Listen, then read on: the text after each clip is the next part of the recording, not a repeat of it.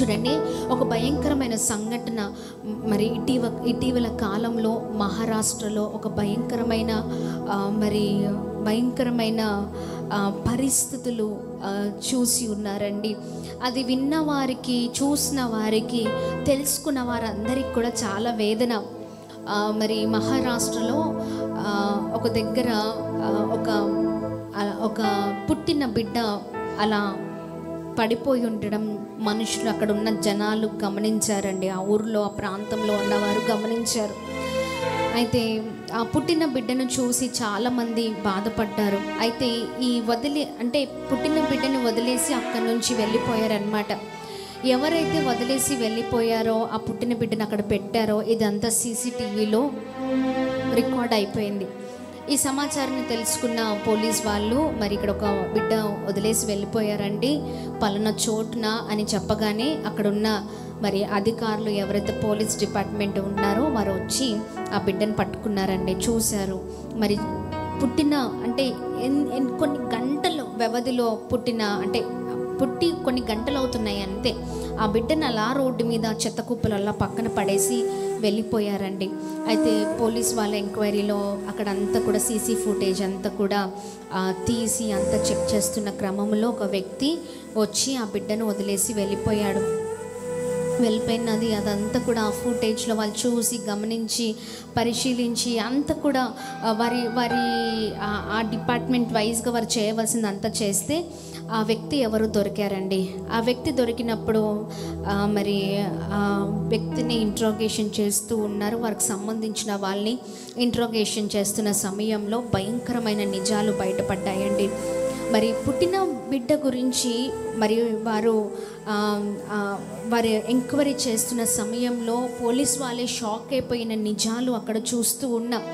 ఆ పుట్టిన బిడ్డ 16 సంవత్సరాలు వయసులో, మరి 16 సంవత్సరాలు సంబంధించిన ఒక యంగ్ గర్ల్, మరి ఒక యవ్వనస్తురాలికి, జస్ట్ ఒక టీనేజ్లో ఎంటర్ అయిన ఒక యవ్వనస్తురాలికి పుట్టిన బిడ్డ అండి.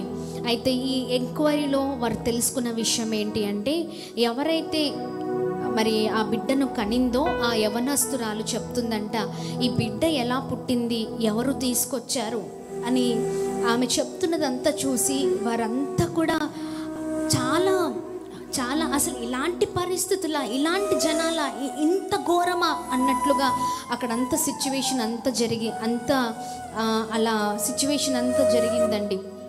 ఆ యవ్వనస్తురాలు 16-15 ఇయర్స్ ఏజ్కి సంబంధించిన ఆ యవ్వనస్తురాలు చెప్తూ ఉంది, మేము పలానా ప్రాంతానికి బ్రతుకు తెరువు కొరకు మరి నా కుటుంబంతో పాటు నేను మరి వెళ్ళినప్పుడు, బ్రతుకు తెరువు కొరకు వెళ్ళినప్పుడు మా నాన్నే నన్ను బలవంతం చేసి నన్ను ఇబ్బంది పెట్టి ఉన్నారు. అలా నేను గర్భాన్ని దాల్చాను. సో అందుకనే మరి నేను ప్రెగ్నెంట్ అయిన విషయం ఎవరికి తెలియదని అక్కడ నుండి హుటాహుటిగా ఆ పని దగ్గర నుంచి నన్ను వేరే ప్రాంతానికి మా నాన్న షిఫ్ట్ చేశాడు.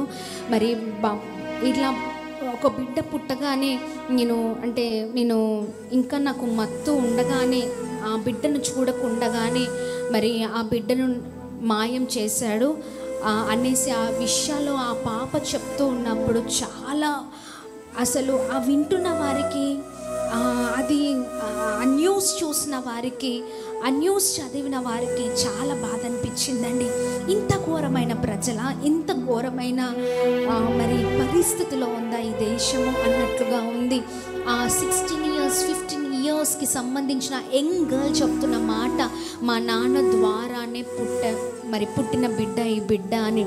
పనికి వెళ్ళినప్పుడు వేరే ఊరికి, వేరే ప్రాంతానికి వెళ్ళినప్పుడు మరి నన్ను బలవంతం చేయడం ద్వారా ఈ రోజున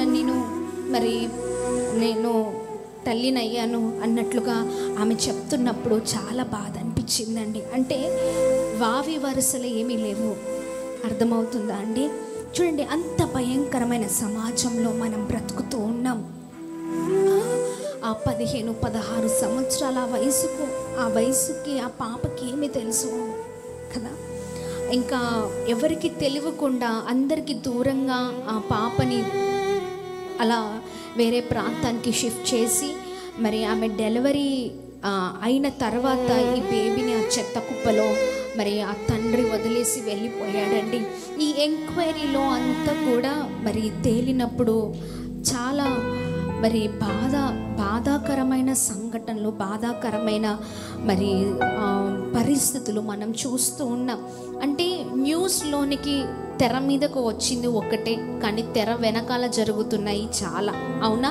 ఎన్నో ప్రాంతాల్లో, మారుమూల ప్రాంతాల్లో ఎంతో భయంకరమైన మరి సమాజాలలో మనం బ్రతుకున్నాం. ఎన్నో ప్రాంతాల్లో ఇవే జరుగుతున్నాయి. ఒకరిపైన ఒకరు అత్యాచారం, మరి ఇంట్లో కుటుంబీకుల పైన కుటుంబీకులే, అంటే తల్లికి తండ్రికి మరి అంటే కొడుక్కి కూతురికి ఉన్న రిలేషన్ని మరి ఈ రోజున పాడు చేస్తుంది సమాజం. అంత భయంకరంగా మనుషుల శరీరేచ్ఛల వల్ల నిజంగా బ్రతుకులు పాడైపోతున్నాయి, జీవితాలు పాడైపోతున్నాయి, వ్యవస్థలు పాడైపోతున్నాయి.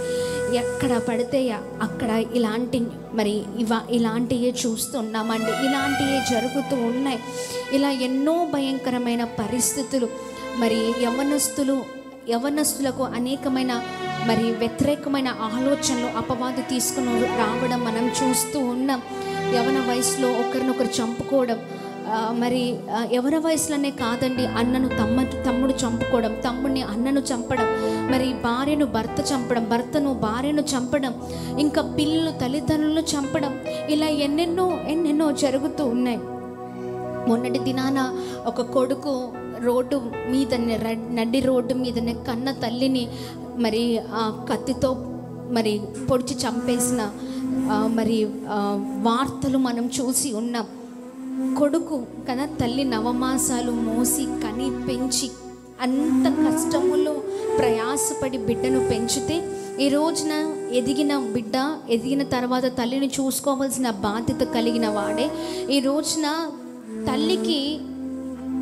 తల్లిని చంపేసిన పరిస్థితులు మనం చూస్తున్నాం. ఇలా అనేకమైన ప్రాంతాల్లో జరుగుతున్నాయి. ఇలా దేశంలో ఎన్నో భయంకరమైన పరిస్థితులు జరుగుతూ ఉండగా ప్రభువే అన్నిటి నుండి తప్పించలాగున, మరి అన్ని పరిస్థితుల నుంచి ప్రభువే విడిపించలాగున, మరి దేశం కొరకు, దేశ ప్రజల కొరకు, అందరి కొరకు మనం ప్రార్థన చేద్దామండి. దేవుని మాటలు చేతన పట్టుకొని మరి ఈ సమయంలో ప్రతి ఒక్కరము మరి ప్రార్థన పూర్వకంగా ఉందాం. ఈ రోజున సమాజము పాడైపోతున్న పరిస్థితులు మనం చూస్తూ ఉన్నాం. ప్రభువే అన్నిటి నుంచి విడిపించలాగున, ప్రభువే అన్నిటి నుంచి తప్పించలాగున మరి ప్రతి ఒక్కరం ప్రార్థన చేస్తూ ప్రభు నామాన్ని మహిమపరుద్దాం. హైదరాబాద్, సికింద్రాబాద్ ప్రాంత ప్రజలకు గొప్ప శుభవార్త.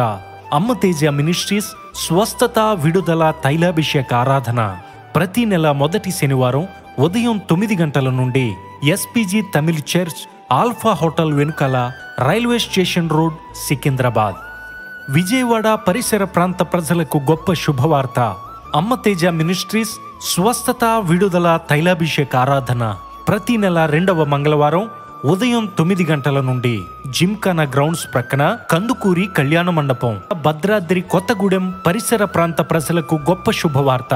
అమ్మ తేజ మినిస్ట్రీస్ స్వస్థత, విడుదల, తైలాభిషేక ఆరాధన ప్రతి నెల 2వ శనివారం ఉదయం 9 గంటల నుండి హేమచంద్రపురం, ఇల్లందు బైపాస్ రోడ్, భద్రాద్రి కొత్తగూడెం, అమలాపురం పరిసర ప్రాంత ప్రజలకు గొప్ప శుభవార్త.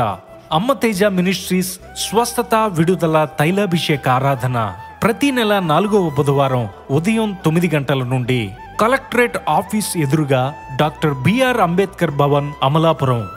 అమ్మ తేజ మినిస్ట్రీస్ ఆదివారపు ఆరాధనలు. మొదటి ఆరాధన ఉదయం 9 గంటల నుండి హేమచంద్రపురం, భద్రాద్రి కొత్తగూడెం. 2వ ఆరాధన ఉదయం 9 గంటల నుండి పండితపురం, ఖమ్మం. వివరముల కొరకు సంప్రదించవలసిన మా ఫోన్ నెంబర్స్ 7286000072 మరియు 7286000071. మరొక ఫోన్ నెంబర్ 9346000100.